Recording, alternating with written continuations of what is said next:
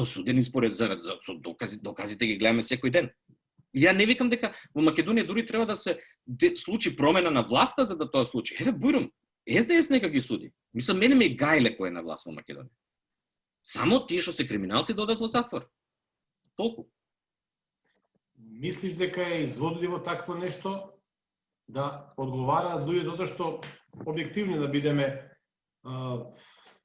и Зоран Заев и делот тоа раководство на СДСМ кое што сега глуми дека ја раководи државата, сепак се делот некаква шема, се делот нешто што им дава сила и моќ да го прават. Јас верувам дека и Заев и останатите се свесни дека прават огромна штета като национална катастрофа. Мислиш дека ќе дојде во ситуација Македонија да ги казни за ова ставање во подчинетост на државата? Ај вака да кажеме. Доколку тие политички и правно, не физички, да некој не ме толкова погрешно, доколку политички и правно преживеат, Македонија нема да преживее. Македонија е мртва како држава, треба да ја воскреснеме како држава, но нема да преживее ни како територија, нема да преживее ни како народ, ни како култура, како јазик, како ништо нема да преживее Македонија. Нема да постои Македонија на планета. Да прецизираме, доколку Зоран Заев и раководството на СДСМ во моментов на некои идни избори за 3 години, 2 години, 6 месеци, 10 месеци обстане и како политички фактор во државата, Македонија ќе ја нема. Добро разбрав? Ајде да уште подобро објаснам. Доколку не завршат на суд и бидат кривично гонети, Македонија од ова нема да се спаси. Се додека тие кривично не бидат гонети, ние нема да можеме да одиме во рикверц и да почнеме да ги поправиме штетите што тие ги нанесоа.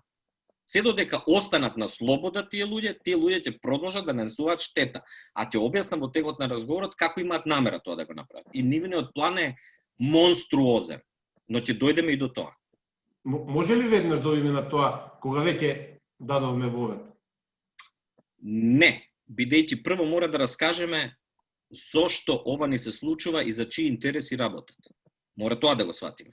И после ќе објасниме што има тие намера да прават, а што ние треба да направиме. Може така? Има многу теории за тоа што ни се случува, многу луѓе објаснуваат и навистина би било интересно да слушнеме твојата анализа. Јас ја раскажам, мојата анализа не е анализа, затоа што јас сум пасиониран по историја. Мислам, покажав овде еден куп книги историски кои што во Америка се објавени, кои јас ги читам и се интересирам за балканската историја и така натаму, и за американската и за европската и така. Но јас имав можност да запознам еден од директните учесници во македонската историја пред да почне. Ќе дадам долг вовед и ќе ги замолам гледачите да не губат трпение, бидејќи интересното допрва ќе следува. Имено, раскажав дека како млад човек дека се занимавав за разни теми, разни приказни. Една од нив беше ова сценарио кој деновиве ќе искача како книга, Аферата Мистон. И пролета 99 година дознавам дека тој прв филм Аферата Мистон е снимен по наредба на Лазо Колишевски. Директна наредба, политичка наредба, да се сними таков филм. И бидејќи ме интересира да слушнам нешто повеќе, приказната веќе имав некакви идеи дека од тоа би можело да се направи ремейк, барав да некако се спојам со Лазар Колишевски. И преку еден новинар кој ме препорача дека сум окей дечко, не работам ни за ова ни за она политичка струја, туку сум еден уметник што се интересира за тоа. Колишевски ме прима кај него дома. И прашувам дали е тоа точно, тој вика да. Како знаевте за тоа? Викам, ние не знаевме за таа приказна, немавме податоци, туку после војната дојде еден американски новинар од македонско потекло, Стојан Христов, кој што е многу познат во тоа време во Вашингтон, угледен новинар. И доаѓа во војник, да кажам само, ми се чини војник на американската армија во Втората светска војна. Да, едно име што е големо не само во американското новинарство, туку и во некои други војно-политички кругови, да, точно. Може би и разузнавачки. Но македонец по потекло, Македонија станува држава и тој се враќа во татковината која што ја напуштиле неговите родители. доаѓа во Македонија и на Колишевски му раскажува приказна која што во Америка е позната. Сме грабнале нивна мисионерка, први што сме им направиле таков проблем. Во Македонија во тоа време тоа никој не го знае. Му дава податоци на Колишевски и Колишевски го вика Ѓорѓи Абаџиев и наредува да се сними сценарио. Да се напише сценарио.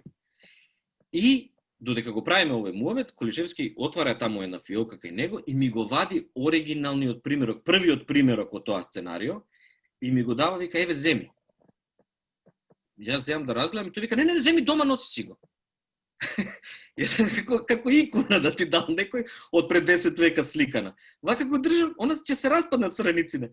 Вика, тоа е првиот примерок, ја го добив, ми го дадоа на цензура му го дале, да види тој дали тоа добро напишано. И јас се одушевувам, мислам, држам нешто што е дел од филмска историја на Македонија. И него му се допадна мојот интерес. И рече, ако сакаш дојди пак да збориме некој ден. Сакам. Еве дојди, вика, дојди за недладена. Можеш слободен си, како не слободен сум ти да. И доаѓам за една седмица. И вика, зашо сакаш да збориме? Па ја, као, зашо најмногу ме интересира од него да дознам, не ме интересира партизани во стани, ме интересира нешто по-деликатно и викам, би сакал да дознам за судирот ваш со Сталин, Тито Сталин и за Голи оток. Точно ли е? Тој вика, точно е. Точно е дека ги праќавте луѓето таму? Точно е. Точно е дека условите беа такви? Точно. Точно е дека беа жртви на тортура? Точно е. Ама, вика, треба исто да се знае дека е точно дека нас во тоа време еден војник дневно, секој ден ни гинеше на граница, на унгарска граница горе. И ние ги враќавме дома, не сакавме да се дознае народот да не почне да се плаши, ги враќавме војниците во заварени сандаци. За да родителите да не може да ги отворат, да видат дека детево од куршум убиено. Измислувавме некои причини, нешто во несреќен случај загина. Чекавме секој ден кога ќе не нападне СССР. Бевме под оружје. И вика, не смеевме да дозволиме пета колона. Немаше шанси тоа да го дозволиме. Како што денес имаме пета колона во Македонија, тогаш биле поумни, рекле не може да има, под никоја цена. Ова да не испаде дека јас го глорификувам Голи оток, ова само кажувам што ми беше кажано во тој разговор. Каде што јас го поставувам прашањето кое што ниеден историчар не го поставил. Викам, добро, зошто во резолуцијата на информбирото во која се напаѓа Тито, никаде не пишува зошто. Има некој флоскул, некој замаглени некои реченици од бирократски од тоа реал социјалистичко време, ама никаде точно не се кажува зошто е кавгата.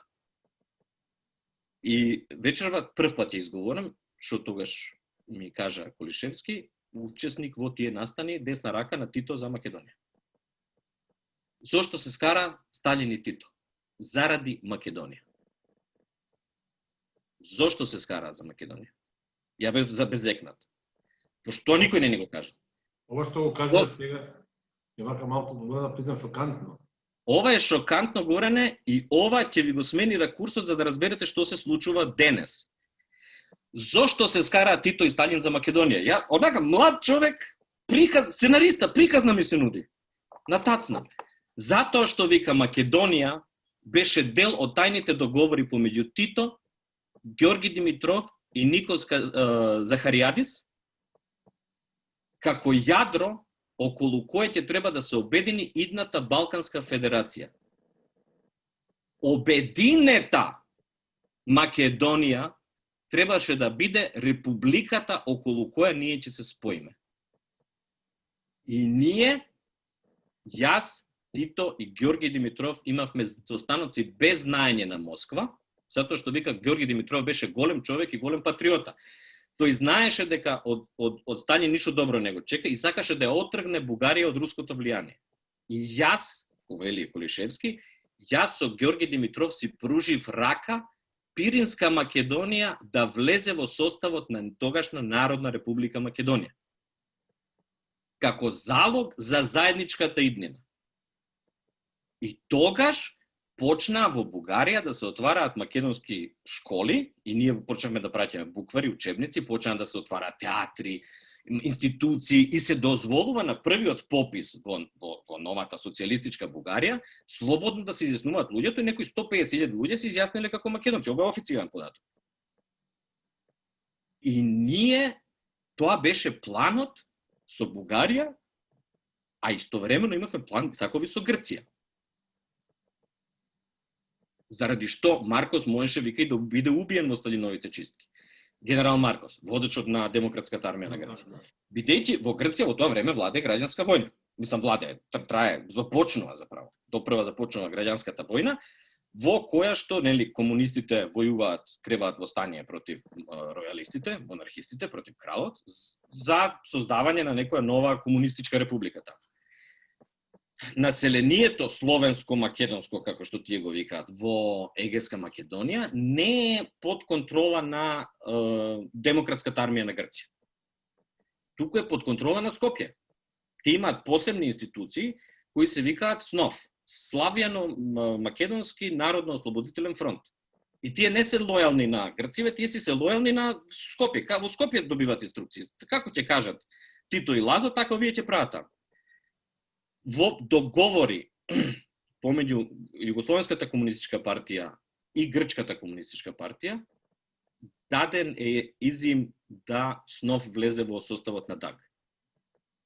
А како и затоа 40% од единиците на ДАГ се составени од македонци. Кои што се патриархално население, конзервативно, тие не се никакви комунисти. Не се борат за да победи Црвената интернационала, се борат затоа што им е ветено дека кога ќе победите, ќе се соединиме. Таа идеја е влезена и во одлуките на АСНОМ. Ова не е преку ноќ смислувано. Таа идеја постои во одлуките на АСНОМ и таму пишува, ако ги прочитате, пишува дека новата слободна република Македонија настанува како израз на македонскиот народ за негово обединување. Тоа пишува во АСНОМ и затоа е изфрлена од преамбулата со Преспанскиот договор. Ние никош не разговаравме со грците во овие 30 години да тоа се смени. И одеднаш со Преспански договор тоа го снема. Бидејќи нашата држава постои како резултат на АСНОМ, а во АСНОМ е внесено ова. Ја овде ви спремив насловна страница од Нова Македонија. Димитар Влахов, еден од илинденците кои се придружили на партизаните, нели, Димитар Влахов, Павел Шатев, Панко Брашнаров, тоа се стари илинденци кои влегле заедно со партизаните во ослободено Скопје. Еве што вика Димитар Влахов на насловна страница на тогашна Македонија, вика: изјавуваме високо дека Грција нема никакво право на Егејска Македонија. Тоа е официјална политика тогаш. И полека се спремал теренот за да ова завера која што ја знаеле во Белград, во Скопје, во Софија или каде биле овие грчкиве комунисти, Солун или каде биле во планини, да таа се реализира. Јас го прашувам Колишевски, значи вика вие, го прашувам, викам, вие ја поддржувавте војната во Грција. Вика, дете, не ја поддржувавме ние војната во Грција, ние во војната учествувавме. Како мислите учествува? Па така вика, сите пушки, сите бомби, сите пушкомитралези, сите цела лесна артилерија беше од наша граница, од наша страна беше давана. Ние го наоружувавме ДАГ. И ние го храневме ДАГ. И болниците на демократската армија на Грција не беа на грчка територија или на Егејска Македонија, на територијата на Егејска Македонија. Беа кај Пчиња горе. Ние вика заградивме една област, не смееше пиле да прелета. Некој да не дознаеше, ќе го убиевме. Не смееше, беше строго чувана војна тајна. И таму доаѓа припадници ранети на ДАГ и грци и македонци. И вика таму ги лечевме. Имаше вика тешко ранети, вика сега ќе ти раскажам, сега го цитирам ова. Сега вика ќе ти раскажам, ти си режисер, ова е интересна филмска сцена за тебе. Таму почна едно време да ни умираат луѓе. Многу беа тешко ранети, почна да ни умираат и ние ги закупувавме по Крепчиња. Арно, ама вика таа година поплави имаше. Надојде вика Пчиња и почна да ни ги откопува. Тоа вика беше песочливо тло и почна да ни ги откопува мртвите. И настана вика паника, бидејќи Пчиња се влева во Вардар, Вардар се знаеме кај оди Вардар, кон Грција. Ќе беше вика огромен скандал, мртви трупови на луѓе облечени во униформи на ДАГ се влеваат од југословенска страна. веднаш алармиравме Озна и вика отидоа со кајчиња, тоа беше многу интересна филмска сцена. Тоа некојаш ќе напиши го, сними го. Одевме со кајчиња и со рибарски мрежи ги уловевме. За да не откријат овие доле што се случува. Добро, викам, ама тој план некаде пропаднал. А планот бил феноменален. Планот бил, пази, треба да сватиме колкаво било визионерството на тие луѓе. Какви год да биле нивните идеологии.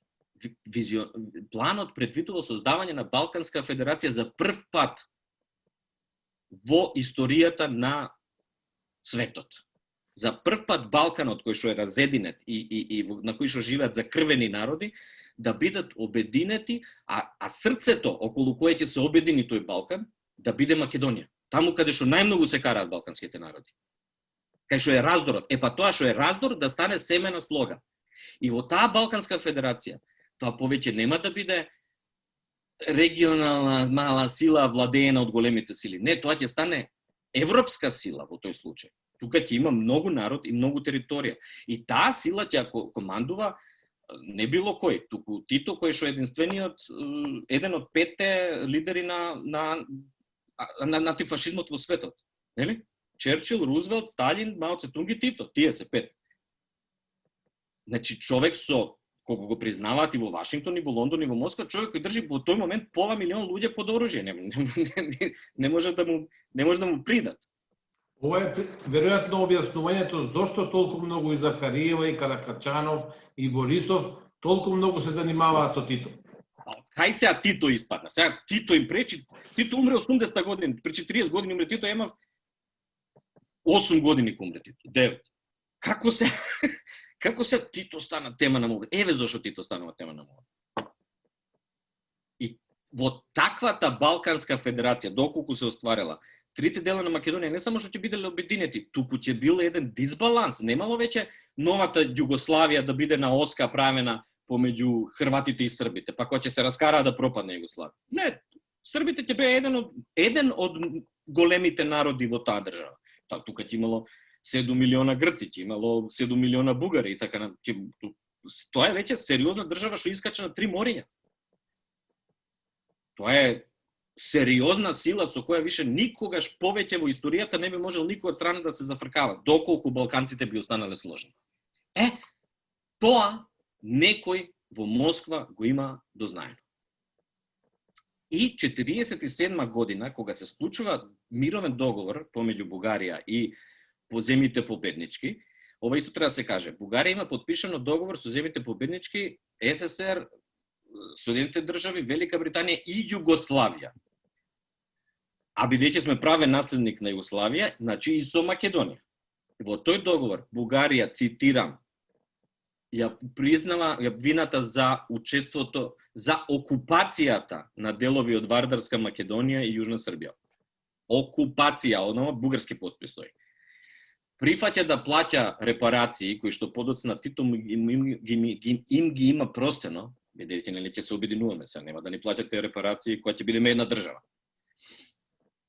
И под руско влијание, односно диктат, е внесен еден член кој што стои дека Бугарија се обврзува да не влезе во никаков политички сојуз со новата Југославија. Значи, некој во Москва тоа го знае. И тоа станува проблем. И заради тој проблем се раскаруваат Тито и Сталин, а Ѓорги Димитров го завршува животот под некои чудни околности. Нагло умира. Тоа никаде не е кажано во резолуцијата на ИБ. Но, ова го дознам од устата на Колешевски, кој што бил учесник во тие настани, кој што вика, чекавме инвазија. Зошто чекавме инвазија? Затоа што ни вика, ало, вие ќе ни вртите грб нас. Што ќе правите? Нова империја. Не може ние сме империја. Руси, американци, чао, каква нова империја ќе правите вие на Балкан? Балканските народи обединети. Нема да се случи никогаш. И затоа денес треба од колективната наша меморија да се избрише ова. Да ова не се дознае. И затоа тоа е позадината историска на овие настани кои што денес не се случуваат. Ако ме интересира со Колишевски, разговаравте за тоа по информбирото и по промената на власта во Бугарија, позаминувањето нели во вечноста на Ѓорѓе Димитров, како се однесувал Тодор Живков, исто така и за Грција претпоставам дека сте разговарале. Може да се направат паралели тоа што се чувало тогаш и сега од страна на тие грчки бугарски власти по 54-та. Не сме разговарале на таа тема, ама јас на таа тема имам истражувано во Америка и ова една книга се вика Keeping Tito Afloat. Како би се превело на кај нас? Одржување на Тито на површината. На површина, да. Да. Напишана е од една Лорейн Лиз, американска историчарка. Под насловот е The United States, Yugoslavia and the Cold War. Соединените американски држави, Југославија и студената војна. Врз документи објавени од страната на Пентагон и Вашингтон во 90-ти години. Значи, ова е во мандатот на Клинтон, некаде пишувано, каде што таа изнесува шокантни информации за нас. За нас многу шокантни, за американците не. Имено по раскинот на Сталин, со Сталин, Тито врти рачна и се врти кон американците. На кој на партнерски однос им нуди соработка. Економска, војна и политичка. Да не чувате од русите, но да не ни гибате во внатрешното уредување. Да бидете гарант на нашата војна безбедност, без да ни се мешате во политиката. И ние ќе бидеме пример дека може да постои социјалистичка земја, а да не е под шепата на Москва. Во Вашингтон, значи ова е според американски извори, ова сега што го зборувам во Македонија и во Југославија не е објавено. Во Вашингтон е пратен прво Владимир Велебит, како дипломат искусен кој ги преговара начелата на идните односи, а после него оди и Коча Поповиќ. Коча Поповиќ е начелник на генерал штабот. Тој е човек кој има водено битката на Сутјеска. И претходно учествувано во Шпанската граѓанска војна, значи опасен еден војник. И интелектуалец, припадник на надреалистичките кругови во Париз во времето кога студирал во Париз, 30-тите години, и тој оди и со американците договара војната соработка. А третиот човек што оди, односно е дел од економската делегација, пошто сега договориле политички вака ќе изгледа, војно вака ќе изгледа, економски вака ќе изгледа. Третиот човек што оди е Киро Глигоров. Ова го знам од устата на Глигоров. Глигоров ги ме го раскажам. И ќе се навратам што има уште кажам. И тогаш се договара да Југославија биде тројанскиот коњ на НАТО пактот. Се каде што Америка не може да продаде оружје, да оди преку Југославија. Тогаш доаѓаат инвестициите, црвена застава во Крагуевац и сите 40 фабрики што ја сервисираат црвена застава, вклучително металски завод Тито. Тие се со американски пари правени. Југославија е тајна членка на НАТО. Ова не го викам ја, ова го викаат американски документи. Значи не сега ние да влеземе во НАТО, ние во НАТО сме биле, само не сме знаеле. Сите тајни дипломатски мисии помеѓу Вашингтон и Москва што не можеле да одат директно, а требале нешто да си шепнат, оделе преку Југославија. Прво биле договарани во Белград, а после преку амбасадите југословенски во Москва и во Вашингтон се пренесувале пораки. Затоа е толку моќен Тито за времето на целото свое владење и затоа е толку многу уважуван. И затоа дојдоа да му се поклонат едни и други и трети го умре. Затоа што беше играч што знаеше да ги игра двете страни. И да создаде трета страна со движењето на неврзаните, ама тоа не е тема на нашиот умор. Кога умира Тито, во Белград доаѓа висока дипломатска делегација од американска страна и на Лазо Кулишевски кој е тогаш председател на председателството. Ако се сеќавате на погребот на Тито, тој стоеше прв, па после другиве овие представници од другиве републики. И доаѓаат американците да ги прашаат дали Југославија ќе продолжи да се придржува до своите обврски кон нас. Овие викаат да, фала пријатно. Ние ве поддржуваме, вие не поддржувате. Фала. Значи продолжуваме игранкава, продолжува. Кога почна распадот на Југославија, тоа многумина не го паметат. сите зборуваат нешто, Америка има учествувано во поделбава наша во распадна од ГНР Турија. Не се случи тоа.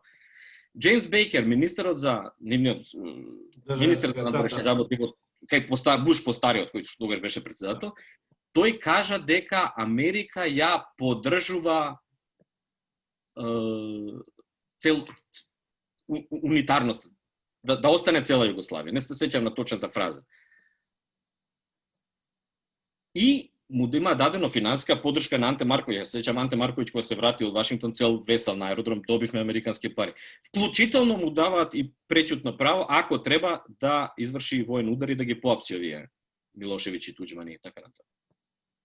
Ако ти текнува тие што рекоа, бидејќи Југославија беше таква земја, држеше баланс и со едниве и со другиве. Американци ви рекоа може. За да сочувате целосната на Југославија, може да извршите пуч. И после Кадиевиќ отиде во Москва и во Москва му рекоа нет. А после Джеймс Бейкер искочи Милошевиќ и рече, ние со словенците се договоривме. Може да си одат. Ама хрватите не. И почна војната. И ние тука од тој момент престанавме да бидеме партнер на НАТО и станавме слуги. И така е до денес.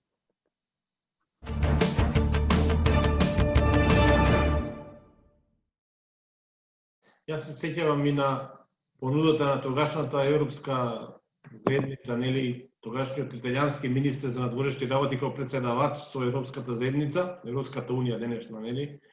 И тој дојде веројатно како, нели, лидер на многу важна членка Италија на НАТО, на Европската заедница тогашна, вети огромни пари, мисличини 5 милиарди марки беа тогаш и инвестиции, поддршка за да обстане таа држава. Веројатно мисијата била слична, координирана можеби со американската држава. А покоен Глигоров раскажуваше за ова. Дека нив им била дадена понуда која ја прифатиле само тој Изетбеговиќ. Да се трансформираме во сојуз на суверени држави, ми рекле, вие како сакате, федерација, конфедерација, сојуз на суверени држави, што сакате правите, само немој белја да има, немој војна да има, ќе ви дајме економска помош, влез во европска, тогаш не постоеше унијата, влез во економска европска заедница, сите бенефиции што може да ги уживате, тоа е одбиено од сите предсе од Загреб и од Белград. Да била Балканска федерација немало така лесно да може да се одвива тоа, ќе се преговарало во други центри, ама државата се распадна токму по таа српско-хрватска оска на која беше граден. А Глигоров раскажуваше за тој состанок, а Глигоров има раскажано една друга интересна приказна, кога веќе збориме за американци. Тој ги во време на своите 2 мандата ги не поддржуваше нас младите уметници во тоа време. И јас кај Глигоров барав средба кога за прв пат одев да го презентирам мојот тогаш дебитантски филм во Америка. И прифати да ме прими и разговаравме, ја реков ако може од канцеларијата на Македонија во Обединените нации да ми дајете некој човек да ми помогне малце таму, да некоја промоција ако треба да направиме, канцеларија да ми даде, да телефон некој да крене. И ми даде. И рече и лично ќе се јавам и сега добро и останаа уште некои 5 минути да си помуабетиме. И Глигоров вика, во Америка ќе одиш, а? Викам, да. Вика, знаете, ако се сеќавате, младиот не паметен. Глигоров беше како негова висос број 1 од Алан Форд. Тој ќе почеше некои историски приказни, ќе бараше паралели низ историјата и за да се испознави дека во сите тие настани лично учествувал. И вика, вика, јас прв пат кога бев во Америка, бев член на првата мисија економска што Тито ја прати. Така знам дека бил третиот што бил после Велебит и Коча Поповиќ. И вика, јас тогаш прв пат отидов во Америка и јас тогаш ги прочитав американците. И ова ти го кажувам за да и ти си го знаеш. Тие се луѓе кои кога ќе те видат, ако држиш до себе, ако држиш до собствениот интегритет, ако имаш ти збор и си држиш до зборот, и си имаш став и си го држиш ставот, тие тоа го почитуваат. И ќе седнат со тебе да преговараат. Па сега што ќе се договорите, зависи од тебе и од нив. Ама вика, ако те видат, дека си некој муфиус, дека нешто ситно сакаш да чариш, ќе ми те купат за $5 и вика ќе ми те стават во џепчето, ова се него избори. Ќе ми те стават во џепчето и никој пат од тоа нивно џепче нема да испаднеш. На власт во Скопје се денес тие од џепчето. Ако го имавме Глигоров, не беше така. И затоа ја правев таа паралела, какви политичари сме имале во минатото и што имаме денес. Ево, ова ви го кажува првиот председател на независна Македонија. Не ви го кажувам јас. Само низ моја уста искача. А јас 14 години живеам во Америка и секој ден се потврдува на дел во моите контакти, деловни и приватни овде, дека Глигоров и те како бил во право и дека не случајно го викавме стариот лисец.